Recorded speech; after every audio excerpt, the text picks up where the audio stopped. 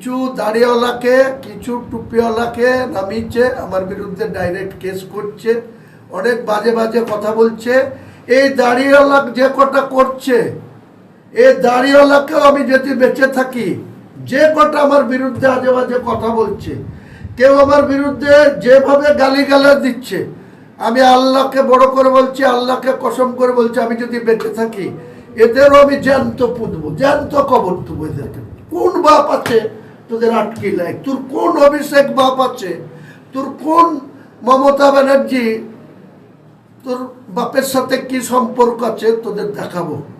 এই কয়েকটা দাড়িওয়ালাকেও দেখাবো, কয়েকটা টুপিওয়ালাকেও দেখাবো, আর কয়েকজন যারা উল্টো পাল্টা ভাষায় হুমায়ুন কবিরকে গাল দিচ্ছে। আমি হুমায়ুন কবির বেঁচে যতক্ষণ আছি, আমার লাশ পড়ার আগে 100 লাশ কবরস্থ করব, তারপরে হুমায়ুন কবিরের কবরস্থ হবে। আমি চ্যালেঞ্জ থাকলো।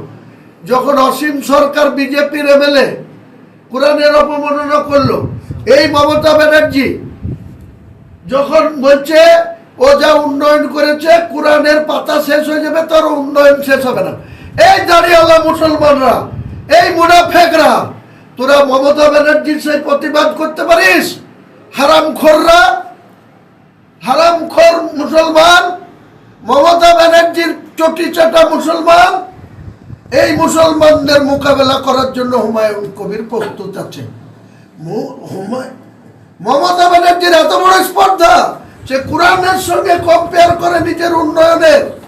সে বলে যে কোরআনের পাতা শেষ হয়ে যাবে, তাও আমার উন্নয়ন শেষ হবে না, আমার স্কিমের প্রচার শেষ হবে না। এই দাড়িওয়ালা হারামখোর মুসলমান যারা চটি চাটছিস, যারা মমতার পা চাটছিস, তারা কেন প্রতিবাদ করিস না রে? তোরা হারাম খেয়ে তোরা আল্লাহর সাহায্য পাবি? তোদেরকে কবরে শিখ পুড়ি, রড পুড়ি ছাকা দেবে। তোদের ক্ষমতা নাই, তোরা নিজেরা বাঁচিস। দাড়ি থুলেই মুসলমান হয় না, হারাম খেয়ে বেড়াচ্ছিস আর হুমায়ুন কবিরের পিছনে লাগছিস।